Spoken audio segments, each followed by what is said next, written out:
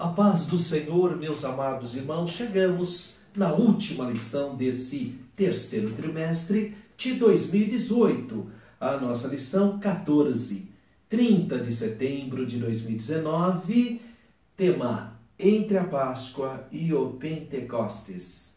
Texto áureo, Atos dos Apóstolos, capítulo 2, versículo 1 e 4, que diz: E cumprindo-se o dia de Pentecostes, estavam todos reunidos no mesmo lugar.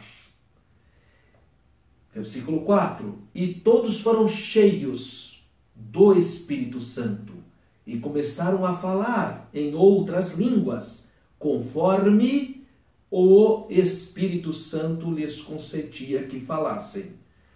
Nossa verdade prática diz: sem a Páscoa não há Pentecostes. Por quê? Porque os 50 dias são contados, que é o Penta, são contados após a Páscoa. E sem o Pentecoste, a Páscoa perde a sua eficácia.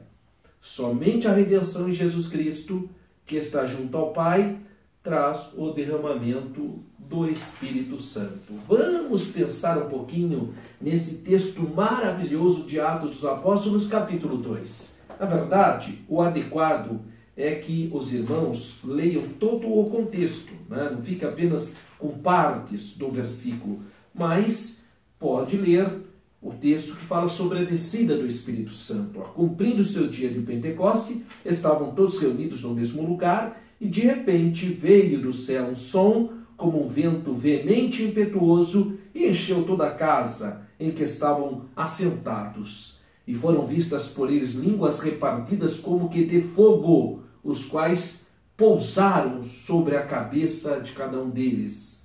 E todos foram cheios do Espírito Santo e começaram a falar em outras línguas, conforme o Espírito Santo lhes concedia que falasse. Bom, então a primeira parte é: cumprindo-se o dia do Pentecostes. As palavras "ao cumprir-se o dia" é uma expressão utilizada por Lucas. Lucas tem essa expressão, literalmente traduzida, estava sendo cumprido. Então, cumprindo-se o dia do Pentecoste. Trata-se de uma expressão, então, utilizada aqui.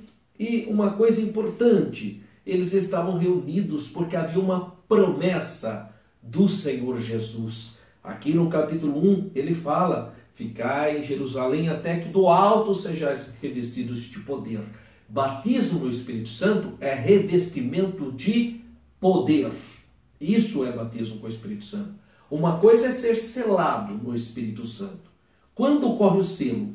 Quando a pessoa confessa Jesus. Quando o Espírito Santo toca no nosso livre-arbítrio, e aí o nosso livre-arbítrio é tocado pelo Espírito de Deus, então a gente confessa a Jesus, escolhe confessar a Jesus.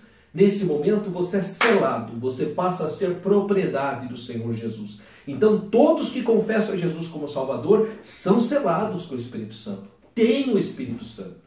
Agora, aqui em Atos 1 e 2, nós estamos falando do revestimento de poder. Isso é para quem buscar, para quem quer receber o poder de Deus, o revestimento. Então é algo diferente. Selo, uma coisa; batismo, outra coisa. Batismo no Espírito Santo é revestimento de poder. A evidência: todos foram cheios do Espírito Santo e começaram a falar em outras línguas. Que línguas são essas? Bom, você tem línguas compreensíveis, e você tem línguas dos anjos. Mas tanto essas línguas aqui, que foram compreendidas por cidadãos que moravam ali, a Bíblia diz claramente que foi o Espírito Santo que concedeu. Então, não é que eles aprenderam a falar a língua, não, eles falaram naquele momento porque o Espírito Santo capacitou-os. Assim também a gente não aprende a falar línguas dos anjos, é o Espírito Santo que capacita o cristão que é revestido de poder. Então o movimento pentecostal ensina que a evidência do batismo é a glossolalia. Claro que ocorreu ali também a xenolália, mas essas pessoas não aprenderam. Um dia, deixa eu contar isso para você, eu todo ano, ou pelo menos um ano sim, um ano não, eu levo um grupo de irmãos para visitarmos Israel. Que eu morei em Israel, então a gente sempre faz esse aprendizado teológico, né? E eu levei um grupo agora em 2017, e eu estava lá no cenáculo onde ocorreu essa experiência dos discípulos, e lá o guia nosso, que é um judeu, uma pessoa muito querida, ele falou na maior simplicidade. Então, você vê, eles falaram língua porque aprenderam a falar. Não, que aprender, irmão? Não tem nada disso. A Bíblia é claro. Eles todos foram cheios do Espírito Santo e começaram a falar em outras línguas conforme o Espírito Santo lhes concedia que falasse. Então, não aprendeu nada. Eles eram gente simples, pessoas lá da Galileia, sabe? Gente que não tiveram oportunidade de estudar letras que nem os rabinos, os escribas, não tinha nada disso. Eram gente simples. E quando receberam o revestimento de poder, falaram em outras línguas. As pessoas compreenderam. Mas o mesmo fenômeno de falar línguas vai ocorrer aqui, por exemplo, em Atos capítulo 10. É o mesmo fenômeno, meus irmãos. Porque tem gente que pensa que o movimento pentecostal inventou. Não inventou nada, está aqui na Bíblia. No caso do centurião Cornélio. Se você ler aqui, quando Pedro, olha só, capítulo 10, versículo, a partir do versículo 44 em diante, ó. E dizendo Pedro ainda essas palavras, caiu o Espírito Santo sobre todos que ouviam a palavra. E os fiéis que eram da circuncisão, todos quanto tinham vindo com Pedro, maravilharam-se de que o dom do Espírito Santo se derramasse sobre os gentios. Agora, por que eles falaram isso? Ó, o versículo 46, porque ouviam falar em línguas. Aí, ó, vou repetir, ó, versículo 46, porque os ouviam falar em línguas e magnificar a Deus.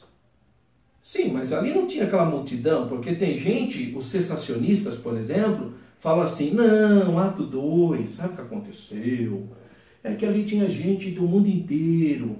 Então, para pregar o evangelho para todo mundo, então eles receberam o revestimento de poder e falaram línguas, mas só foi para aquele dia, só para poder falar para pessoas de todas as nações, porque ali tinha persas, tinha gente da Etiópia e da Grécia, então eles eram homens simples, então foram revestidos de poder e falaram em outras línguas, mas depois não cessou não. Olha aqui, capítulo 10, de Atos, versículo 46, porque os judeus ficaram maravilhados. Por que eles ficaram maravilhados? Porque o Espírito Santo foi derramado sobre os gentios. Cornélio, a família de Cornélio é gentílica, ou temente, mas são gentios, é da corte italiana. Aí, ó, versículo 46, porque os ouviam falar em línguas e magnificar a Deus. Mas não tinha nenhum estrangeiro lá. Por que eles estavam falando? Que língua que é essa agora? Língua dos anjos, a evidência do batismo do Espírito Santo, a evidência que a pessoa que recebe o derramamento do poder, ou revestimento do poder, fala em outras línguas. Então está aqui a doutrina pentecostal. E depois, mais para frente, o Paulo fala, não, vai falar línguas, e depois ele vai sobre a ordem de culto.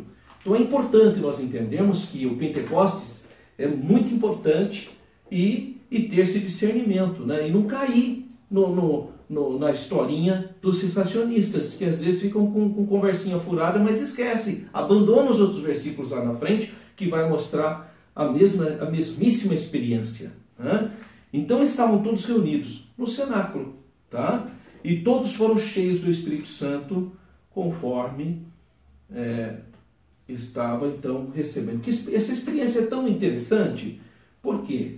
Porque Jesus falou que nós receberíamos, né? Ele fala sobre João Batista, João vos batiza com água, mas após vem aquele que batiza com o Espírito Santo, né? Que é mais poderoso do que ele. Então, esse texto ele é importante porque ele já está falando do revestimento de poder. Então vamos ler exatamente como o texto apresenta essa passagem. Então ele diz assim, João, o apóstolo João, ele fala assim, e eu em verdade vos batizo com água para o arrependimento, mas aquele que vem após mim, ele está se referindo ao Messias, é mais poderoso do que eu não sou digno de levar as suas sandálias. Está aqui, Mateus capítulo 3, versículo 11. Ele vos batizará com o Espírito Santo e com fogo. Bom, o fogo aqui, depois você pode achar que é juízo, mas que no dia do Pentecostes, conforme nós lemos aqui no capítulo 2 de Atos, viu sobre eles o quê? O fogo. Está aqui, ó. Olha aqui, ó, capítulo 2, versículo 2, e todos foram, versículo 2, e de repente veio do céu um som, como um vento veemente e impetuoso, e encheu toda a casa em que estavam sentados. Versículo 3, e foram vistas por eles línguas repartidas como de fogo. Então está em simetria também com o Espírito Santo e fogo. Agora, se fogo também significa juízo, tá bom, uma dupla interpretação, mas que tem fogo aqui também no dia, tem. Né? E como nós sabemos que isso é uma menção referente a essa declaração de João? Ora, quando Pedro foi justificar que na cabeça do povo judeu, o gentil só chegaria a Jesus se primeiro se convertesse ao judaísmo. Se primeiro ele transformasse em judeu, ele teria condições de chegar ao conhecimento do Machia, do Messias. Aí Pedro é chamado para ir na casa de Cornélio, vai lá, começa a pregar, o Senhor Jesus batiza a família de Cornélio com o Espírito Santo, ele começa a falar em outras línguas. Aí ele, bom, que ficaram tudo admirados do que Deus tinha feito, aí comeu junto com ele, mas eles eram gentios, os judeus não podem comer com os judeus que tem, que leva a lei com afinco. Aí os irmãos lá de Jerusalém chamaram Pedro para Pedro justificar. Você tem que justificar, como que você entrou na casa de um gentio e ainda batizou ele? Que história é esse? Aí Pedro teve que se justificar. Olha a justificativa de Pedro aqui, ó. Vamos pegar aqui, ó, a partir do capítulo 11 de Atos, versículo 14. O qual te dirá palavras com que te saudarão. Versículo 15. E quando comecei a falar, caiu sobre eles o Espírito Santo, como também sobre nós no princípio. Porque a mesma experiência que os discípulos tiveram no dia do Pentecostes, no cenáculo. Cornélio, Pedro está vendo na casa de Cornélio. A mesma experiência. Por ele está falando aqui, irmãos. Olha aqui no versículo 15. E quando comecei a falar, caiu sobre eles o Espírito Santo, como também sobre nós no princípio. E ainda olha o que ele cita. E lembrei-me do dito do Senhor, quando disse: João certamente o batizou com água, mas vós sereis batizados com o Espírito Santo. Vocês estão vendo as ligações? Isso é teologia pentecostal. Não tem invenção. Os pentecostais não inventam nada. É a palavra de Deus. Nós estamos fincados na palavra de Deus. Então é maravilhoso esse textuário. Claro que a ênfase aqui é o Pentecostes. Por que nós somos pentecostais? Porque foi na festa do Pentecostes, 50 dias após a Páscoa, que Jesus batizou os irmãos com o Espírito Santo, o revestimento do poder, com o Espírito Santo e com fogo, porque sobre eles viu línguas repartidas como de fogo, e aí ficou associada a palavra Pentecoste a essa experiência, esse experiencialismo. Por isso que nós somos chamados pentecostais. É por isso que você que crê nos dons do Espírito Santo, crê como a Bíblia fala, exatamente como está escrito em Atos dos Apóstolos, se você crê assim, você é pentecostal. É essa a questão, tá? Muito bem. Agora, claro, a academia, que é a academia, os intelectuais, os sociólogos, antropólogos aí do mundo, ele fez uma divisão. Então ele pega o movimento pentecostal e ele começa a chamar as duas primeiras igrejas pentecostais, de 1910 e 1911, que é a Congregação Cristã do Brasil e a Assembleia de Deus, e começa a chamar esses dois movimentos como o pentecostalismo clássico. E aí então eles fizeram uma divisão sociológica, antropológica, uma divisão acadêmica. Aí chamou de ondas. Primeira onda seria a Congregação Cristã do Brasil e a Assembleia de Deus, é o chamado pentecostalismo clássico, é a primeira onda. Caracteriza que a glossolalia, falar línguas, né, glorificar a Deus, ser rígido nos usos e costumes, e tendo como sede basicamente, e tendo como expressões denominacionais só a Congregação e a Assembleia de Deus, que é a chamada primeira onda. Então, basicamente, a primeira onda se caracteriza pelos costumes rígidos, pela glossolalia e de alguma maneira também contra qualquer tipo de pacto com o mundo. Né? E a segunda onda? A segunda onda é da década de 50. Ela vai caracterizar por grandes campanhas, por cura divina e pelo uso das mídias de rádio, que é basicamente o Brasil para Cristo, Deus é amor, a Igreja do Evangelho Quadrangular e também a pentecostalização das igrejas tradicionais.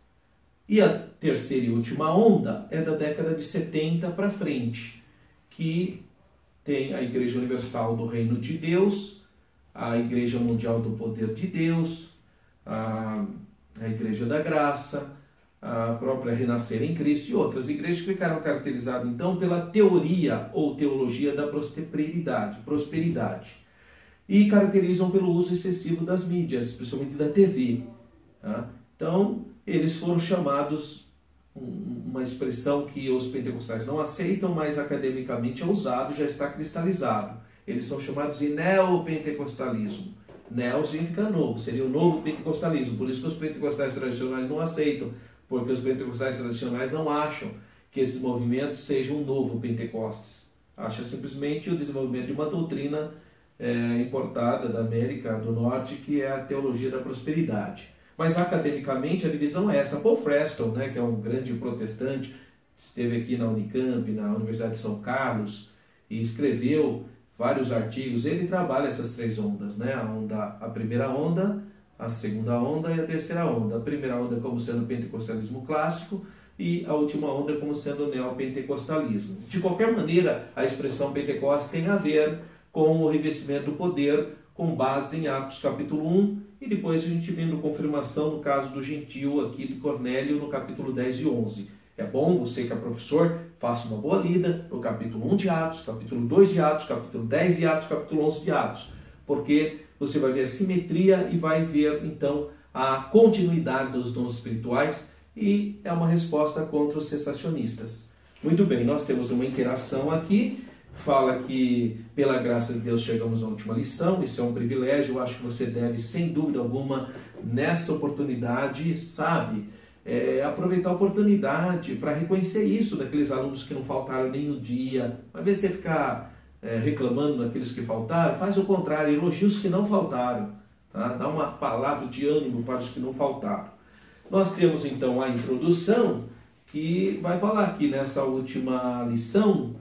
Eles vão apresentar então as festividades do Antigo Testamento, Páscoa e Pentecostes. E o primeiro tópico que é maravilhoso, Cristo, a nossa Páscoa, o nosso Pessá. Tanto os cristãos quanto os judeus, Páscoa é considerado a primeira festa da Bíblia. Esse é um dos questionamentos que a gente faz sobre o islamismo. Porque o islamismo fala que ele recuperou apenas as tradições judaicas e cristãs, mas estranhamente, em nenhum momento Maomé fala da Páscoa. Tem alguma coisa errada com essa ideia, porque Páscoa está na alma da religião judaica e também do cristianismo, porque Cristo é a nossa Páscoa. No entanto, ele ignora isso. Ora, tem alguma coisa errada. Ou ele fez de propósito, o que é bem plausível, ou então ele teria cometido um erro sem precedente, porque Páscoa não tem jeito de não ter, e não tem nada no Alcorão sobre Páscoa, estranhamente. Estranho, muito estranho. Todos os historiadores que estudam essa questão historicamente acham muito estranho Páscoa não ter, porque todo mundo sabe que essa é a mais importante festa dos judeus, que é a libertação de Israel do Egito, e também do povo judeu, porque do povo cristão, dos irmãos, porque Cristo é a nossa Páscoa, é o nosso libertador. Então, primeiro, definição. O que significa a palavra Páscoa? Vem, então, do hebraico. Pessah significa passagem da escravidão à liberdade. Então, é muito importante essa palavra. Essa interpretação cabe à nação hebraica e cabe também ao crente. Assim como o povo de Israel saiu do Egito, o povo de Deus saiu também do mundo, que é o Egito. Assim como Faraó oprimia o povo, Satanás oprimia também. Então, Moisés tira o povo do Egito, Jesus tira os cristãos do mundo. Então tem todo esse paralelismo histórico. A cerimônia da Páscoa é o item 2, no capítulo 12 de Êxodo. Você pode ler ali com calma, você vai ver detalhadamente a cerimônia do Pessah da Páscoa. No 10º dia do primeiro mês, cada família hebreia tomava um cordeirinho ou um cabrito macho, né, de 1 ano e sem defeito, para imolá-lo no 14º dia. O sacrifício devia ser comido reverentemente com pães ázimos e ervas amargosas. Tá? Esse é o ritual. E o símbolo disso? Bom, como já dissemos, a Páscoa simboliza tanto a redenção de Israel, isso é uma realidade historicamente, como que espiritualmente a redenção dos gentios, do mundo para Cristo, através de Jesus. De maneira que ambos os povos, os judeus e os cristãos em Cristo, são um. Eis porque o Senhor Jesus foi identificado desde o início do ministério como o Cordeiro de Deus que tira, que extirpa, que arranca o pecado do homem. A simbologia redentora da Páscoa ganha vida e expressão na celebração da Santa Ceia do Senhor. Santa Ceia nós celebramos também, né? A morte expiatória do Cordeiro de Deus, o nosso Pessá, que nos tira do mundo e nos dá vida eterna. Levemos em conta também que o Senhor Jesus foi crucificado durante a celebração pascual. Esse é o nosso Cordeiro Pascual. Jesus é o nosso Cordeiro Pascual. Então, tópico 1, Cristo, o Cordeiro de Deus, é a nossa Páscoa.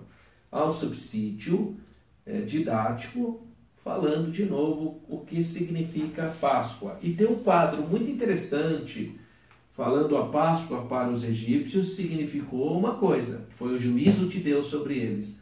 A Páscoa sobre os israelitas foi outra coisa, foi a saída do Egito, o ganho da liberdade.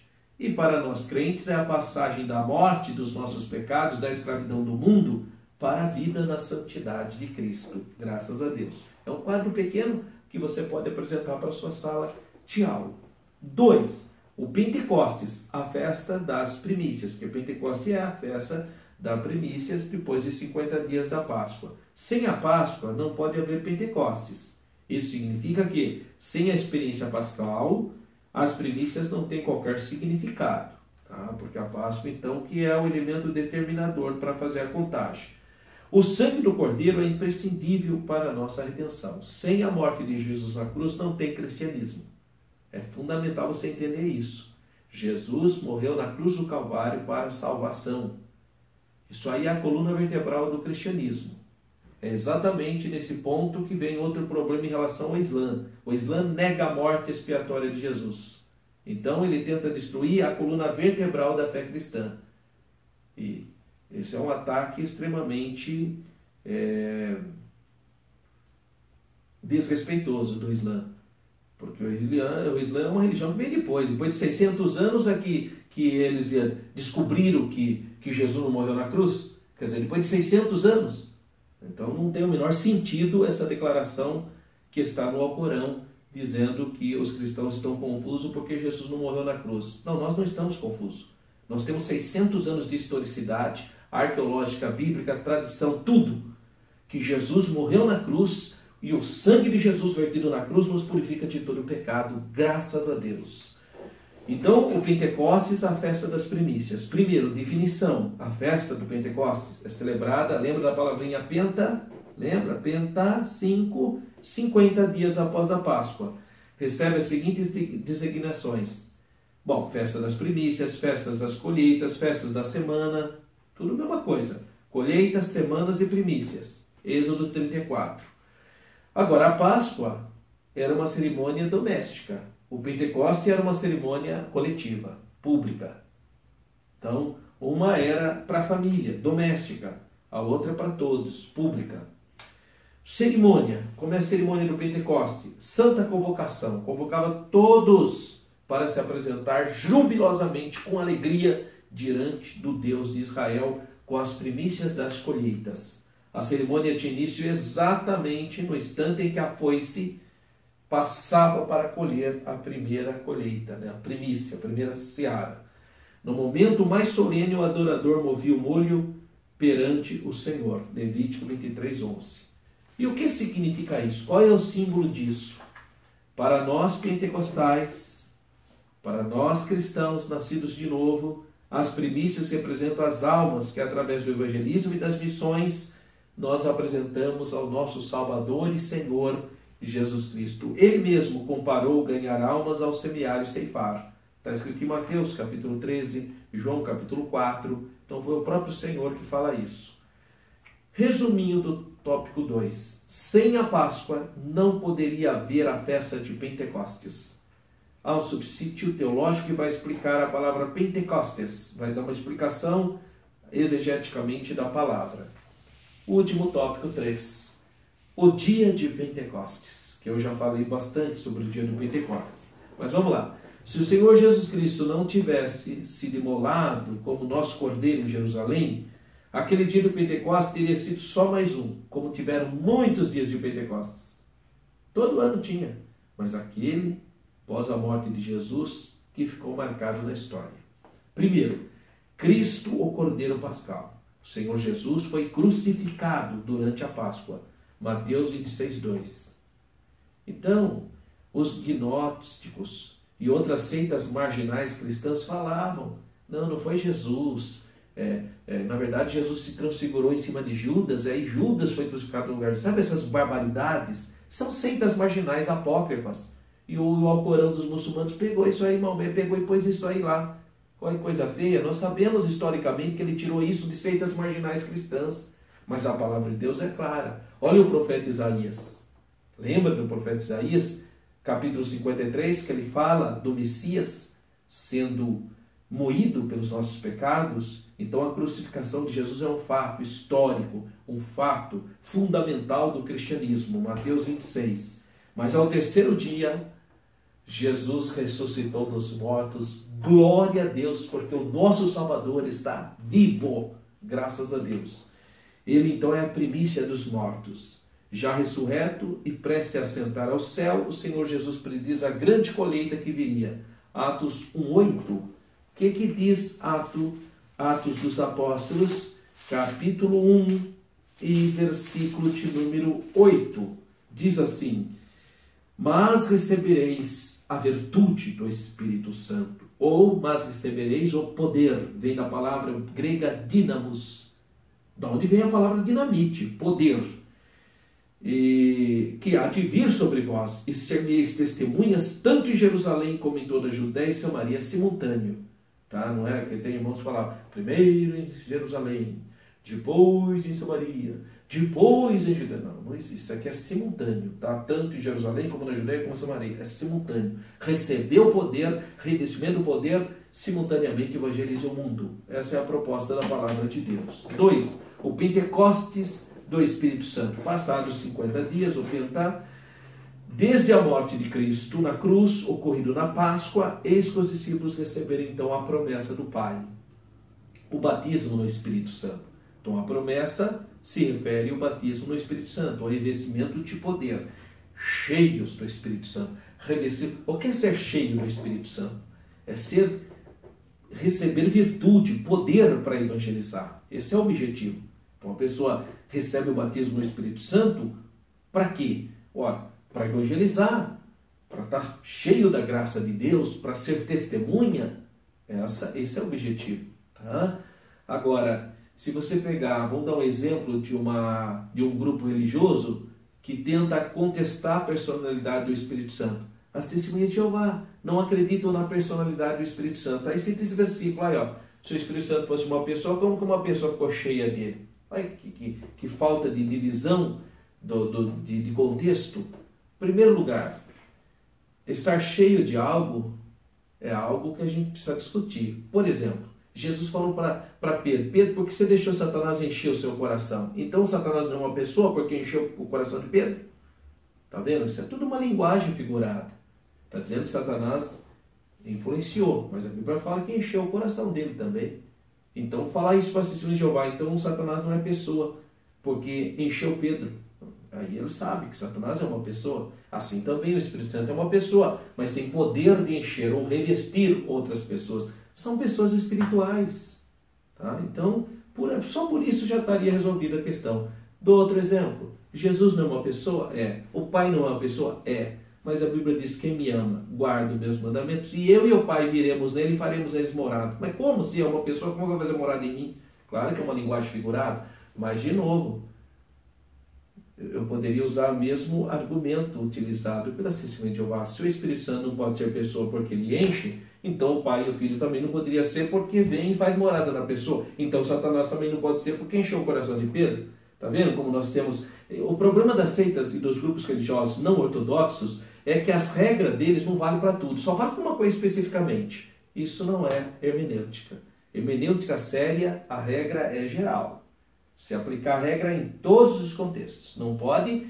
É fácil você descobrir uma interpretação não ortodoxa.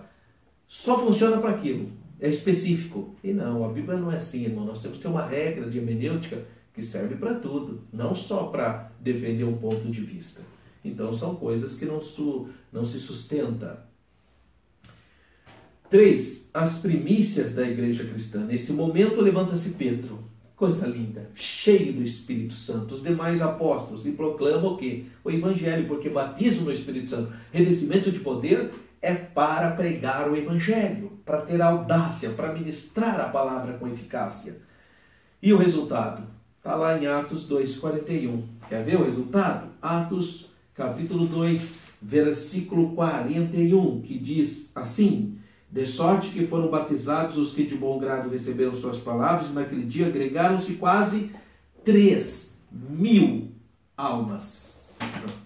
Esse é o objetivo do batismo no Espírito Santo, é isso, ganhar almas, pregar o Evangelho, revestimento de poder. Dessa forma, as primícias da igreja primitiva são apresentadas a Deus Pai Todo-Poderoso. Resuminho, durante o dia de Pentecostes, o Espírito Santo foi derramado sobre judeus e gentios. Isso fica claro, nós vemos tanto em Atos 1 e 2, como em Atos 10, 11, caso de Cornélio. Há um subsídio bíblico teológico sobre o dia de Pentecostes e as considerações finais. Sem a Páscoa, o Pentecostes seria impossível, óbvio. E sem o Pentecostes, a Páscoa não teria eficácia nenhuma. Não podemos esquecer nossas raízes pentecostais. Tá? Tem muita gente que perdeu completamente, se perdeu, porque começou a ouvir muitas conversas por aí. Tem muitos doutores ensinando cessacionismo, ou apenas um cessacionismo que parece, mas não é. Não, irmão, fique com a Bíblia. A Bíblia fala sobre o Pentecostes, sobre o revestimento de poder. Que jamais deixemos de proclamar que Jesus Cristo batiza no Espírito Santo e com fogo. Lucas 3,16. Isso é a promessa de Jesus. Então, tanto João Batista fala, depois de mim vem um que é mais, e como Pedro falando que o Senhor disse que João batizaria com água, mas ele batizaria com o Espírito Santo e com fogo. Somente assim, dentro de breve, apresentaremos uma grande colheita. Graças a Deus pelo movimento pentecostal. Graças a Deus. Se não fosse o movimento pentecostal, irmão, não haveria eficácia ao Evangelho. Graças ao pentecostalismo, que o cristianismo tem se alastrado na China, nos países muçulmanos, na Índia, hindu, nos países animistas, vão, com essa audácia do poder de Deus, levar o santo Evangelho de Jesus Cristo. Então, somente assim, dentro em breve, apresentaremos uma grande colheita.